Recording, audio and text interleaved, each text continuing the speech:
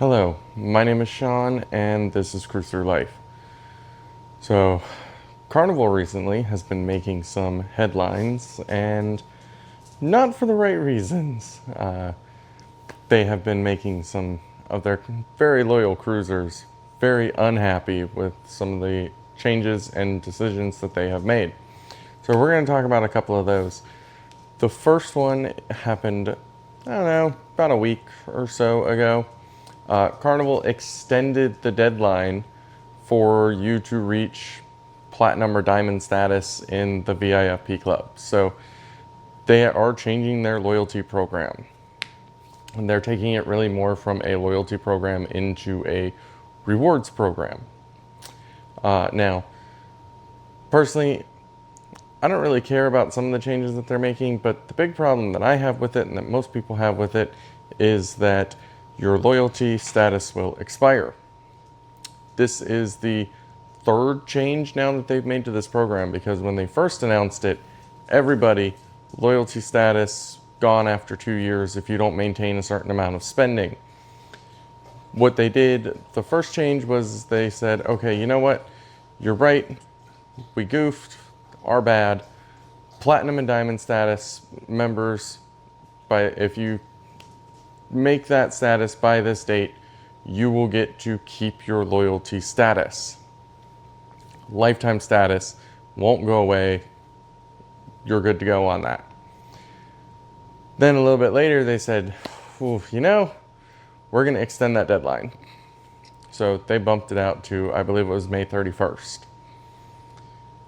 And now, like I said, about a week ago, they've changed it again and said, okay, now it's going to go through to end of summer 2026. So I believe the cutoff date is August. That is when the lock-in price is. I don't know. It's just me. But if you're having to change it this much, Carnival, maybe it's not the right decision to be making, right?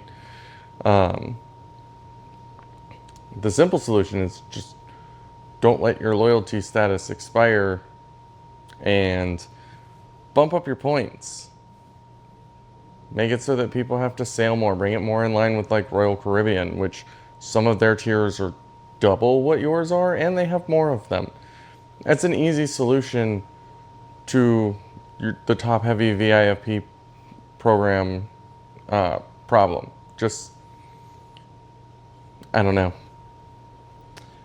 That's just my personal opinion on it,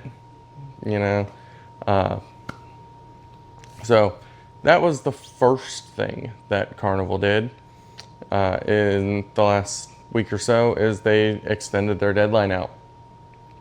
The next thing that they did was just happened a couple of days ago. Overnight, they made a small little change in their computer system that affected their drink package. And what that change is instead of how most cruise lines operate, because pretty much every cruise line has this rule, you can only get one drink every 5 minutes.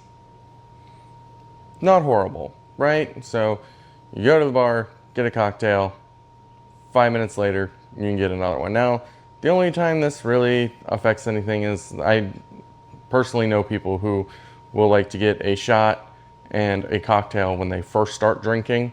They'll do their shot and then they'll sip on their cocktail, and they can't do that. They have to get their shot, wait 5 minutes, get their cocktail. It's not the end of the world. But the change the Carnival made is that now they have made it so that instead of 5 minutes, you now have to wait 10 minutes, which also, again, for the average drinker, at least most average drinkers I know, don't go through a single cocktail in 10 minutes, right? Maybe if you're really trying to party, you'll do that. But on average, I don't think most people drink an entire drink in 10 minutes. The problem, though, and a real world example of this, is it doesn't just apply to alcoholic beverages. That's part of the big issue here. So let's say you want to take your book, go sit on the pool deck, and read your book. And before you do that, you want to get a cup of coffee and a bottle of water. So you'll take your coffee in the morning, and then you've got water for afterwards when your coffee runs out. You can't do that. You have to get your coffee, wait 10 minutes, and then get your bottle of water. Make it make sense to me. Okay, the alcoholic beverages, okay, I kind of get it, right? Um, you know, it may have to do with some of the excessive drinking and fighting and stuff that has to do, or that has been so prevalent on Carnival ships lately.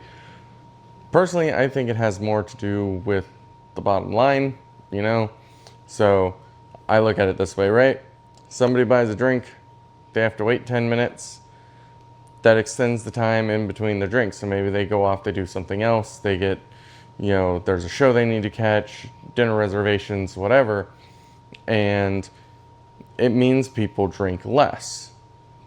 Now, I was having this conversation with my mother earlier about this, and she said, well, I don't understand. Most people get the drink package anyway. And yes, that is true, but that's where this comes in, right? You get the drink package and you pay I forget what exactly it is. I'm going to say $80. So you pay the $80 per person per day, and you can drink 15 drinks. Now, if those drinks come in at 10, 15, dollars, that's not really that many cocktails to hit that $80 per person per day limit, right? So, let's just say, I don't know, $10, make math easy, right? So let's say you have a mimosa with breakfast, maybe a screwdriver right after because you're still feeling that orange juice from breakfast, right? There's two, that's $20 right there, right? You go sit out by the pool, for a couple hours, you've got a drink there, 30. You go to, and we'll say this is a sea day, right? So maybe you have 2 drinks by the pool, over the course of a couple of hours, right? There's $40 right there. Then, dinner time rolls around. Say you have 2 or 3 drinks with dinner, right? We'll say 3. I don't know, I'm making numbers up. So you got 3 drinks.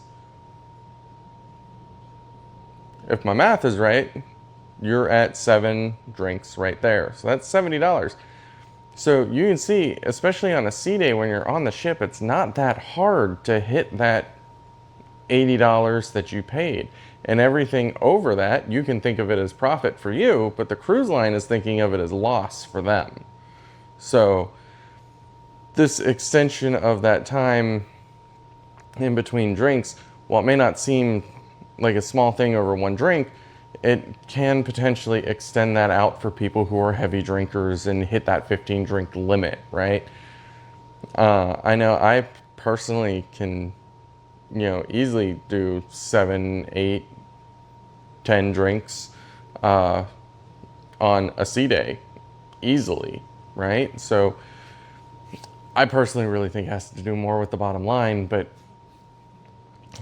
Carnival is making people rage about it online, and I get it, really. I mean, the alcohol, okay, I understand doing that maybe to an extent, but saying you can't get coffee and water at the same time, especially like Cheers package doesn't cover those anyway. So, the Endless Bubbles package, I believe is what it's called. Well, I think Endless Bubbles just a soda. I don't remember what the, one that includes water and specialty coffee is. It might be Endless Bubbles too, it might not, but the regular Cheers package doesn't cover that.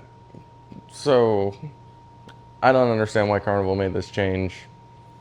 At least I don't understand why they made it apply to coffee and water and other non-alcoholic beverages on board. I mean, yeah, you can go do the free water and whatever, but some people like to do their bottled water. They don't want to do tap water, even though everything is clean on the cruise ship. It's perfectly safe, whatever.